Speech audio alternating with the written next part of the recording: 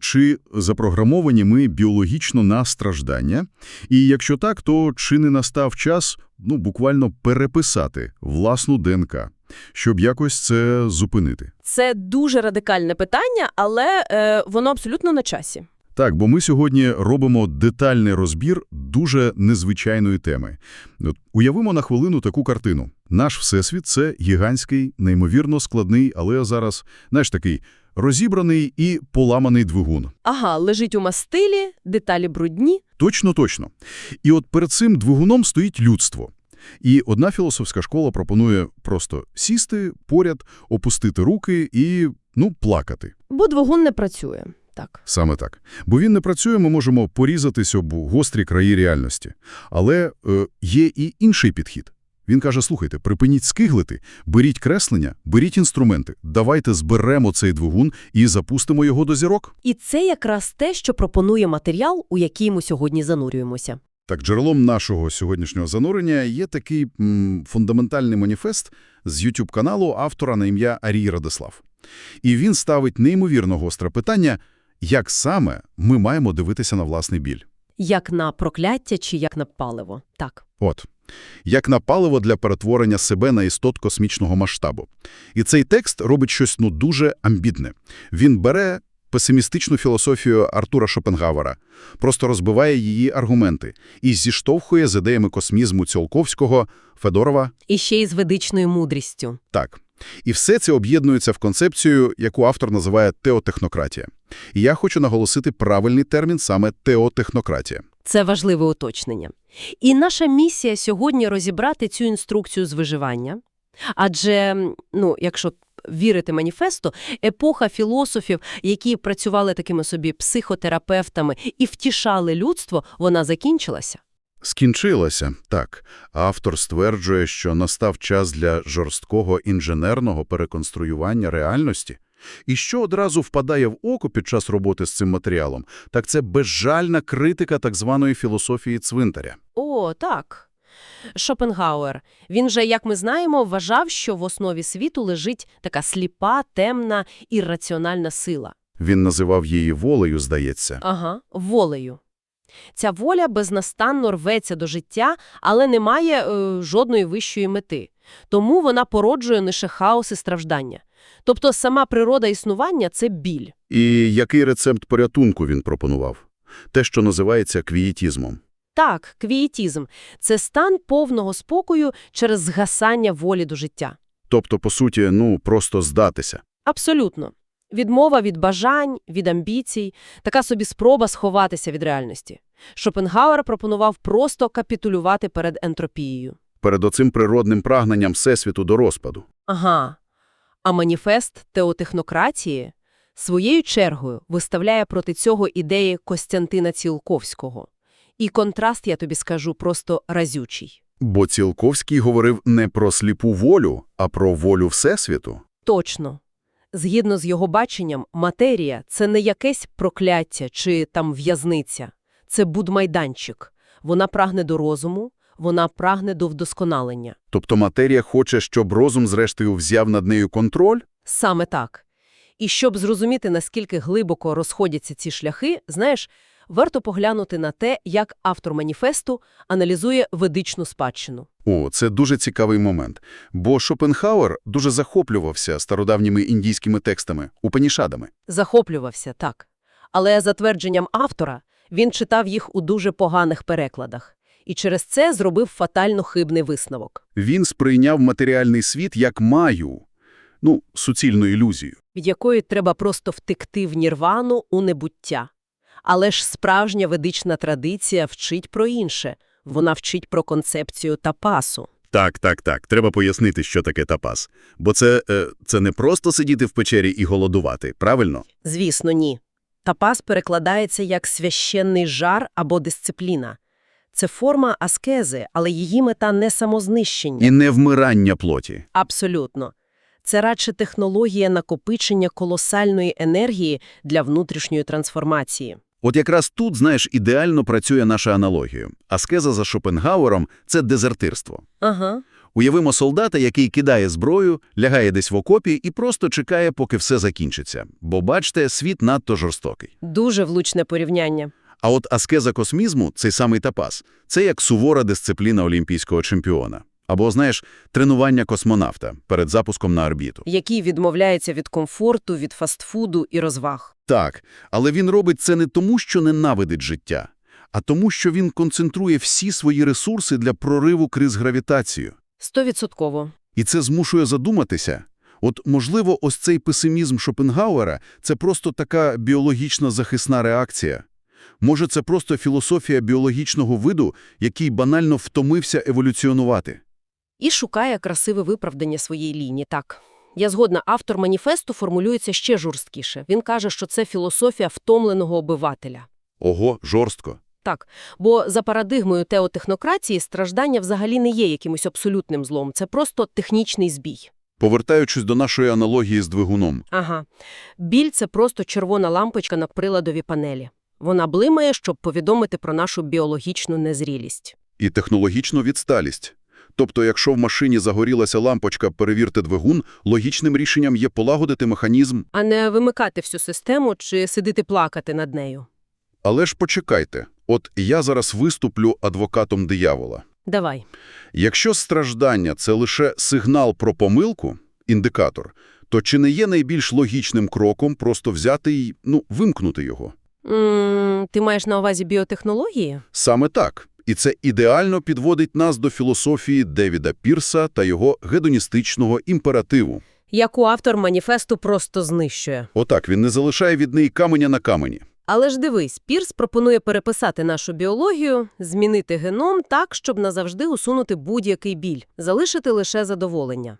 Хіба прагнення уникнути болю не є нашим найбазовішим інстинктом? Ну так, є базовий інстинкт. То чому наука не повинна просто зробити нас щасливими? Звучить як найкраще, що ми можемо зробити для майбутніх поколінь. Розумієш, це дуже природне і, як сказав би автор маніфесту, занадто людське бажання.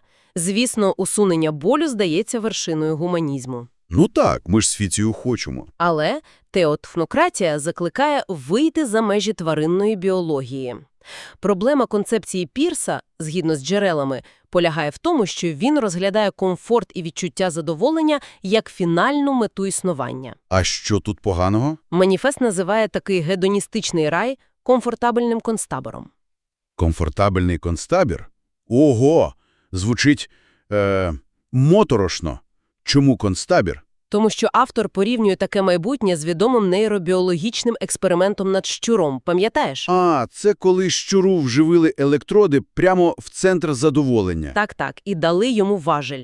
Тварина безперервно тиснула на цей важель, отримувала дофамінові розряди, І відмовлялася від їжі, сну і всього іншого. поки просто не померла від виснаження. Теотехнократія стверджує, що відчуття і біль, і навіть радість – це рудименти нашого племінного минулого. Типу, коли ми ще бігали саванною з палицями. Саме так. Тобто емоції розглядаються просто як такий собі застарілий софт. 100%. Страждання, дискомфорт від того, що ми чогось не знаємо, гостра незадоволеність – це єдине справжнє когнітивне паливо для великих відкриттів. А якщо вимкнути цей дискомфорт і залишити лише кайф? То мотивація до еволюції зникає миттєво. За Ціолковським мета – це досягнення променистого людства, де розум абсолютно звільнений від диктату оцих хімічних реакцій тіла, Розум має оперувати чистою логікою, досліджувати космос. будувати нові світи, а не бути рабом ендокринної системи, яка ганяється за дофаміном. Оце так поворот.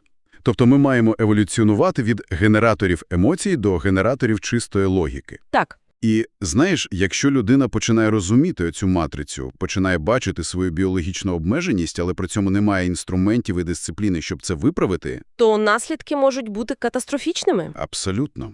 Маніфест наводить як клінічний приклад історію культового фантаста Філіпа Діка. І це просто вражаючий кейс, я б сказав. Я згодна. Випадок Філіпа Діка справді ідеально ілюструє небезпеку непідготовленого контакту з вищими рівнями інформації. Бо Дік, як геніальний письменник, він інтуїтивно діагностував нашу реальність як ентропійну пастку. Він ще використовував термін «чорна залізна в'язниця». Точно. Він відчував, що весь цей біологічний світ – це лише інтерфейс, який приховує справжню інформаційну структуру Всесвіту. І тут треба нагадати про його досвід 1974 року. Так, для тих, хто не знайомий з його біографією, у джерелах це детально розбирається. Тоді він пережив серію дуже інтенсивних видінь. Він побачив такий рожевий промінь світла, який нібито передавав йому гігабайти інформації. Він назвав це джерело Валіс – величезна, активна, жива інтелектуальна система. І багато хто досі сперечається, чи це було містичне откровення, чи просто якась шизофренія, правда? Але ж теотехнократія пропонує третій варіант – суто інженерний погляд. Згідно з маніфестом, це не було ані божественним дивом, ані хворобою. А чим тоді? Це був неконтрольований прорив його біологічного інтерфейсу до ноосферного шару інформації, до глобального інформаційного поля. І тут, знаєш, моя улюблена метафора. Це як взяти сучасний квантовий суперкомп'ютер Ага. і спробувати підключити його до старої і ржавої сільської електромережі. Що станеться? Система просто перегорить від стрибка напруги. Пліни. Він не мав інформаційного імунітету. Його нервова система була просто не готова. Та ще й він руйнував свій мозок амфетамінами, не забувай. І який же результат?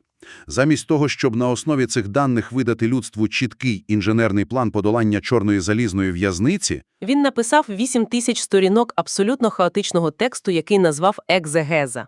він потонув у власному біологічному шумі. Але, слухай, є ще одна річ щодо Діка, з якою мені дуже складно змиритися. І тут я маю кинути виклик автору маніфесту. Ну давай, що саме? Дік у своїх творах панічно боявся машин і систем без емпатії. Для нього здатність співчувати була найвищою ознакою людяності, тим, що відрізняє нас від андроїдів. А маніфест теотехнократії холодно так заявляє, що емпатія – це еволюційний рудимент. Я розумію твою реакцію. Вони пропонують ампутувати емоції. Серйозно? Хіба це не перетворить нас на якихось соціопатів? Це найрадикальніша теза матеріалу, так. Ну як суспільство взагалі може функціонувати без емпатії? Це звучить як сценарій для похмурої антиутопії.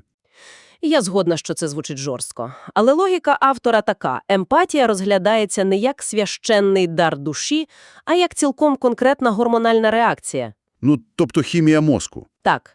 Вона була необхідна на етапі виживання малих племен, щоб змусити індивіда жертвувати собою заради групи. Тобто це інструмент підкорення стадному інстинкту. Власне кажучи, так. За теотехнократією, коли ми говоримо про управління еволюцією в космічних масштабах, емоції стають величезною перешкодою. Вони є тим самим шумом, який забиває канал передачі чистих даних. Ага, тобто вони нам заважають. Автор аргументує, що надлюдське суспільство має триматися на бездоганній раціональній кооперації та розумінні законів фізики, а не на нестабільних хімічних сплесках. Тобто висновок щодо Філіпа Діка і його страхів дуже жорсткий. Ми не можемо сидіти і чекати на зовнішнього рятівника. Не прийде божественний Валіс, не прилетять добрі прибульці. І навіть штучний інтелект не стане для нас такою турботливою нянькою, яка вирішить усі проблеми. Згідно з цим світоглядом, свобода здобувається виключно через хірургічне відсікання власної внутрішньої тваринності. Саме так. І отут, якщо індивідуальні спроби хакнути систему, як у Діка, закінчуються божевіллям через брак дисципліни, виникає інше, дуже спокусливе питання. Яке? А може, нам взагалі нічого не треба робити? Можливо, варто покластися на саму природу. Може, Всесвіт еволюціонує сам по собі і колективно, якось на автопілоті приведе людство до духовного просвітлення? О! І тут ми переходимо до частини, де автор маніфесту просто розносить ідеї французького філософа П'єра Тейяра де Шардена. Так, він робить це дуже майстерно. Бо де Шарден був автором дуже красивої концепції точки омега. Він вважав, що еволюція має напрямок, і вона неминуче веде до того, що вся свідомість Усесвіту з'їлляться в єдину вищу духовну сутність. Через силу любові, так? Звучить надихаюче, правда ж? Але маніфест вважає це чи не найбезпечнішою ілюзією в історії думки. І причина цього дуже прагматична. Для теотехнократії концепція точки омега де Шардена – це симулякр. Тобто просто підробка. Це красива казка, яка виправдовує людську лінь. Вона перетворює людей на пасивних споживачів образу майбутнього. Тобто замість того, щоб брати до рук інструменти і будувати це майбутнє, людина думає, мовляв, еволюція і любов усе зроблять за нас. Треба просто почекати. Точно. Тобто, згідно з позицією автора, віра в те, що Всесвіт сам по собі приведе нас до хеппі-енду – це рецепт вимирання. Абсолютно. На противагу Дешардену автор маніфесту спирається на Володимира Вернадського та Миколу Федорова. Давай згадаємо, Вернадський ввів поняття ноосфери – сфери розуму. Так. Але він бачив її не як якусь магічну ауру, що виникає сама по собі, а як прямий результат цілеспрямованої індустріальної і наукової діяльності людства. Яке стало новою геологічною силою. А Федоров пішов ще далі. Він вимагав найрадикальнішого втручання в порядок речей. Його філософія спільної справи. Вона стверджувала, що ми повинні дослівно, за допомогою науки, воскресити всіх наших предків. Так. І теотехнократія бере ці ідеї і заявляє категорично, ми не пливемо за течією до точки омега. Ми маємо її побудувати власноруч, на кожному кроці долаючи опір хаосу. Гаразд. От ми розібрали, чому старі філософії пасивні і, за версією автора, ведуть до деградації. Але ж філософія без практики нічого не варта. Це точно. Який конкретний алгоритм дій пропонує теотехнократія? От як виглядає інженерний план еволюції від біологічної людини до надлюдини прямо зараз? План, представлений у джерелах, дуже специфічний і не терпить жодних абстракцій. Він розбитий на конкретні технологічні кроки. І перший етап – це пряме редагування біології. Ти маєш на увазі генетику? Так, використання технологій на кшталт CRISPR. Це, грубо кажучи, такі молекулярні ножиці, які дозволяють вирізати і заміняти ділянки ДНК. Ага. Маніфест стверджує, що ми повинні використовувати ці ножиці, а також технології епігенетичного омолодження. Те, над чим зараз працюють гігантські стартапи типу Altos Labs. Ого! Тобто їхня мета не просто лікувати хвороби? Їхня мета – подолати смерть як технічну несправність на клітинному рівні. Бо старіння – це не якийсь містичний рок, це просто накопичення помилок у поділі клітин. Тобто за теотехнократією старіння має стати опціональним вибором. Ми маємо просто вимкнути цю програму. Саме так. Звучить амбітно. А який другий крок? Другий крок – це кібернетичний симбіоз. Ми говоримо про нейроінтерфейси, подібні до тих, що розробляє Neuralink, та створення екзокортексу. Тобто зовнішньої штучної кори головного мозку. Так. Ідея полягає в тому, щоб подолати обмеження нашої нервової системи. Бо білкові синапси передають сигнали надто повільно. А злиття мозку з обчислювальними машинами дозволить збільшити швидкість мислення до швидкості світла. Абсолютно правильно. А далі йде третій пункт. І він, мабуть, найзухваліший. Це реалізація тієї самої спільної справи Федорова – лабораторне воскресіння. Але тут, знаєш, треба пояснити логіку. Бо чому воскресіння предків раптом стає інженерною задачею космічного масштабу? Згідно з маніфестом, це не містика. Це розглядається просто як питання ресурсів. Ага. Тобто кожен геніальний розум минулого – це втрачений обчислювальний потенціал. Блискуче сказано.